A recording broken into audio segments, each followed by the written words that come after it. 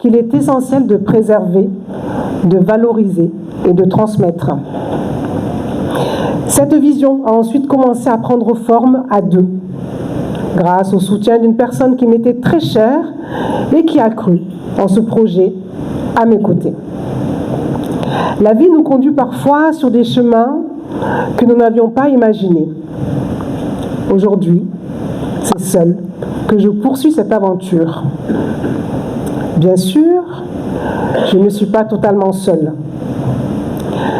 Je suis accompagnée de mon secrétaire général qui a répondu oui dès que je lui ai demandé de m'accompagner dans cette aventure. C'est une personne engagée et qui accepte mes humeurs. Monsieur Eladj Omar Massali, merci beaucoup d'avoir répondu oui à cette aventure. Toi et moi, nous sommes sur la même ligne de l'accompagnement humain. L'humain, c'est quelque chose qu'on place au cœur de nos vies, au cœur de nos actions. Je te remercie, en tout cas, d'avoir répondu oui à ma demande, tout de suite, sans réflexion. Et je sais qu'on va aller loin, parce que c'est quelque chose qui nous porte. Merci beaucoup. Et là, tu diras 2-3 mots tout à l'heure, on est d'accord? Ok. Je voulais également remercier Louise et Odile. Donc vous allez les applaudir parce qu'elles me supportent tous les jours. Vous pouvez vous lever les filles. Hein. Louise, Odile, vous pouvez vous lever, qu'on puisse vous voir. Voilà, même là je vais les engueuler parce qu'elles ne m'écoutent pas. Donc Louise, Odile, on se lève et on vous applaudit. Donc voilà, elles me supportent hein, encore une fois même ce soir. Merci les filles. Et merci pour ce que vous faites à mes côtés. Je voulais remercier également ma maîtresse de cérémonie, Marie-Rose. Merci beaucoup Marie-Rose d'avoir répondu présent et merci d'être rentrée dans le groupe. Voilà. Je vous remercie vraiment très sincèrement de votre soutien et de votre confiance. Mais porter un projet de cette ampleur demande avant tout de la persévérance, de la foi et la conviction que certaines causes méritent d'être défendues malgré les obstacles. La preuve. Et si nous sommes réunis ce soir, c'est parce que cette conviction est devenue plus forte que les difficultés. Ce soir n'est pas l'histoire d'une personne, c'est l'histoire d'une idée qui est devenue une action. C'est l'histoire de femmes, d'enfants, de familles et de communautés que nous souhaitons accompagner. C'est l'histoire d'une association qui croit que la transmission, la solidarité et la santé peuvent transformer des vies. Et c'est surtout l'histoire d'un avenir que nous voulons construire ensemble. Si ce projet est né d'une conviction personnelle, elle ne pourra grandir que grâce à une conviction collective. C'est précisément la raison de notre présence ce soir. Car ce soir, nous ne sommes pas simplement réunis autour d'un dîner, nous sommes réunis autour d'une responsabilité. La responsabilité de regarder en réalité en face et de décider d'y répondre avec courage. Mémoire des sages, c'est promouvoir la santé des femmes et des enfants. C'est sensibiliser aux bonnes pratiques de prévention. C'est valoriser la transmission intergénérationnelle. Et c'est mobiliser les communautés autour de la protection de la vie. À Bayard, la ville qui me tient tant à cœur, une mère enceinte peut encore parcourir plusieurs kilomètres pour une simple consultation prénatale. Nous sommes en 2026. Un enfant fiévreux peut attendre des heures avant d'être vu par un professionnel de santé. Une urgence peut devenir dramatique simplement parce que le centre de soins le plus proche est trop loin. Encore une fois, nous sommes en 2026. Alors ce ne sont pas que des statistiques, ce sont des vies. Bayard grandit, la population augmente, les besoins évoluent. Mais l'offre de santé, elle, ne suit pas au même rythme. Et c'est ici que notre responsabilité commence. À travers l'association Mémoire des Sages, nous avons toujours porté une conviction forte. Le développement ne se décrète pas, il se construit. Avec méthode, avec vision, avec engagement. La clinique communautaire de Bayard n'est pas un simple bâtiment. C'est une réponse concrète à une urgence silencieuse. C'est un lieu où une femme pourra accoucher en sécurité. Un enfant sera soigné à temps. Une personne âgée pourra suivre son traitement sans parcourir des dizaines de kilomètres. Et la prévention deviendra une culture. Nous voulons bâtir une structure moderne, accessible, durable, une clinique intégrée dans le système sanitaire national, une clinique qui travaille en synergie avec les autorités, une clinique qui respecte les normes, une clinique qui soigne avec compétence et avec dignité. J'espère que mon architecte qui est en face de moi a bien compris ce que j'attends de lui. Voilà. Mais la clinique est également un projet mûrement réfléchi. Mais un projet de cette envergure ne se construit pas seul. Pardon, excusez-moi, trop d'émotions. Il nécessite des partenaires, il nécessite des bâtisseurs, il nécessite des décideurs prêts à transformer une intention en action. Laurent, je te regarde encore. Ce soir, nous vous proposons plus qu'un don. Nous vous proposons de devenir co-architecte d'un impact durable. Chaque contribution représente une salle équipée, un laboratoire opérationnel, un service prénatal fonctionnel, des centaines de consultations possibles. Votre engagement ne sera pas symbolique, il sera mesurable, traçable, visible. Nous mettrons en place un système de gouvernance transparent, des rapports d'impact réguliers et une gestion rigoureuse des fonds mobilisés. Parce que la confiance est sacrée, on est bien d'accord. On voit ce qui se passe autour de nous. Donc ça, je tenais à vous le dire néanmoins. Mesdames et messieurs, investir dans la santé, c'est investir dans la stabilité, c'est investir dans la dignité, c'est investir dans l'avenir. Ce projet n'est pas seulement médical, il est territorial, il est social, il est humain et il est possible. Il est possible si chacun ici décide que l'histoire de Bayard mérite une nouvelle page. Ce soir, nous avons l'opportunité d'écrire cette page ensemble. Ce soir, je vous demande pas simplement de soutenir une association, je vous invite à devenir des bâtisseurs d'une histoire humaine qui ne fait que commencer. On est d'accord, on est en plein dedans. Je vous invite à poser un acte fort, un acte structurant, un acte qui dépasse le moment. Parce qu'au-delà des murs, nous construisons. Parce qu'au-delà des murs que nous construirons, c'est un héritage que nous laisserons. Un héritage de responsabilité, un héritage de solidarité, un héritage d'élévation. Merci beaucoup pour votre présence, pour votre confiance et merci par avance pour l'engagement que vous prendrez ce soir. Ensemble, construisons la clinique communautaire de Bayard et je vous remercie. Vous pouvez applaudir quand même. Voyons. Juste une petite minute supplémentaire. J'ai dit quand même des remerciements autres que ce que je viens de faire.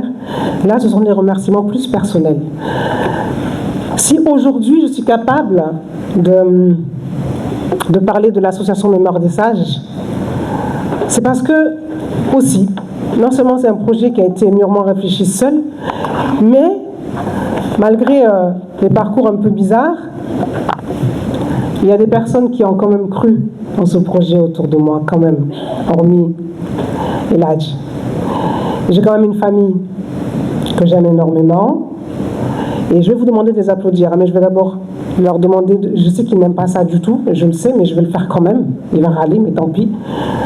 J'aimerais que Gabi, tu te lèves s'il te plaît. Sama Néné.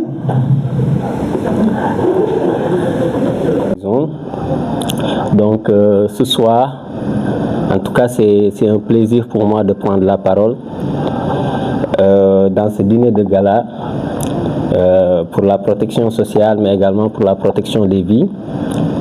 Donc je voudrais placer quelques mots à l'endroit d'une personne qui est très chère pour moi. Donc à l'endroit d'une femme, oui, une brave femme. Je veux nommer Madame Henriette Da Silva. Donc cette femme très engagée pour la protection et la prise en charge des personnes en situation de vulnérabilité que j'ai eu à rencontrer, bon, pas à rencontrer physiquement, mais à s'entretenir au téléphone grâce à un autre collaborateur du nom de Monsieur Gomis qui m'a mis en contact avec elle, et depuis lors on a entretenu de très bonnes relations parce que nous avons un point commun, c'est la protection de l'enfance, c'est la protection des communautés vulnérables, des personnes en situation de vulnérabilité. Donc Madame Henriette Da Silva, présidente de l'association Mémoire des Sages, merci. Merci de m'avoir donné l'opportunité aujourd'hui de m'adresser à cette chère assemblée, ce public très chaleureux, très cher pour moi aussi. Donc merci à tous, merci également à l'ensemble des personnes qui se sont en tout cas engagées auprès de votre association pour apporter leur soutien, leur expertise également pour la protection des communautés, des personnes en situation de vulnérabilité. En tout cas, ce soir, c'est autant un honneur qu'un plaisir pour moi, parce que en ma qualité d'éducateur spécialisé au niveau de Bakel, j'ai eu également à monter une association avec vraiment une communauté que j'ai trouvée sur place, des hommes et des femmes très engagés également, et comme vous le savez, qui sont pour la plupart également dans une situation très délicate, pour la plupart avec des enfants qui sont dans une situation d'extrême vulnérabilité ou d'extrême pauvreté. Donc cela nous a poussé véritablement à nous engager auprès de ces communautés-là. L'association Hakim, comme vous le savez, Hakim c'est mon prénom, donc c'est eux qui ont choisi le nom de cette association, indépendamment de ce que moi j'avais même proposé, mais puisqu'ils avaient peut-être constaté depuis le début, depuis mon affectation à Bakel, tout ce que, en tout cas, peut-être pour eux, j'ai pu leur apporter en termes de changement comportemental et tout le soutien psychosocial. Donc, ils ont décidé quand même de mettre en place une association et de me faire, en tout cas, le président pour qu'on puisse, en tout cas, travailler ensemble et continuer à s'investir dans le cadre de la protection des couches vulnérables.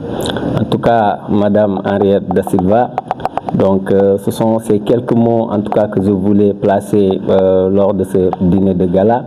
Surtout vous remercier en tout cas pour tout ce que vous faites, pour ces efforts que vous faites dans l'ombre, parce que nous savons vos projets, nous savons vos intentions et nous prions que le bon Dieu puisse vraiment vous accompagner dans ces œuvres et dans ces missions, en tout cas, et l'ensemble des personnes qui sont avec vous. En tout cas, c'est un honneur et un plaisir d'être ici ce soir. Je vous remercie. De ma rencontre avec Henriette, et je voudrais avant tout d'abord féliciter tous ceux qui sont là, qui ont quand même participé à ce premier dîner de gala, et nous sommes d'autant plus ravis qu'aujourd'hui marque pour nous un moment symbolique dans la mesure où nous débutons tout ce projet ambitieux avec votre accompagnement, avec votre appui, avec votre présence. Je voudrais placer quelques mots à l'endroit de Henriette, dont l'engagement et le sens de lui-même m'a personnellement marqué, parce que rien n'est hasard si on se réfère à Voltaire quelque part. Le hasard a fait que justement on s'est vu, on s'est rencontrés, on a échangé et quand elle m'a parlé de son projet, et je lui ai dit d'emblée j'adhère et je serai là à votre côté pour justement qu'on travaille à relever ces défis sur le plan de l'humanisme, sur le plan de la fraternité, de la solidarité qui manque effectivement à nos pays. Et j'ai beaucoup admiré cette dame qui a décidé de rentrer au bercail. Et cela m'a beaucoup touché parce que moi je suis profondément panafricain et quand je vois des Africains qui ont duré à l'extérieur et qui à un moment donné décident de rentrer au pays pour justement apporter leur expertise, justement aider les gens à faire bouger les choses et travailler à réduire un peu cette fracture sociale parce que aujourd'hui on a longuement échangé sur ce que j'ai appelé quelque part en reprenant Felwine Sarr, l'économiste, l'économie politique de la dignité. En Afrique, il nous faut justement travailler à faire en sorte que chaque citoyen puisse vivre dignement. Et je pense que c'est ce qui nous manque et c'est ce travail-là que Mémoire des Sages est en train de faire, c'est de faire en sorte que tous les citoyens, tous les jeunes, quel que soit notre statut, quelle que soit notre classe sociale, qu'on puisse vivre dignement. Et comment aujourd'hui travailler à réduire ce fossé qu'il y a entre une société qui est éclatée, d'un côté des gens qui ont les moyens et de l'autre côté des laissés pour compte. Et c'est des personnes comme Henriette qui, à travers leur amour envers leur prochain, à travers leur sagesse, travaillent à relever ces défis-là. Donc c'est un acte noble, c'est très symbolique et je suis profondément engagé dans ce combat de l'humain et dans ce combat de fraternité et dans ce combat du sens du partage parce qu'à la fin, ce qui fait le sens de l'homme, de l'humain, c'est ces valeurs-là qui sont portées par Mémoire des Sages. Donc je vous appelle vous aussi à justement travailler ensemble afin qu'on puisse relever ces défis et remettre l'homme à sa place, c'est-à-dire que lui rendre sa dignité humaine. Merci beaucoup.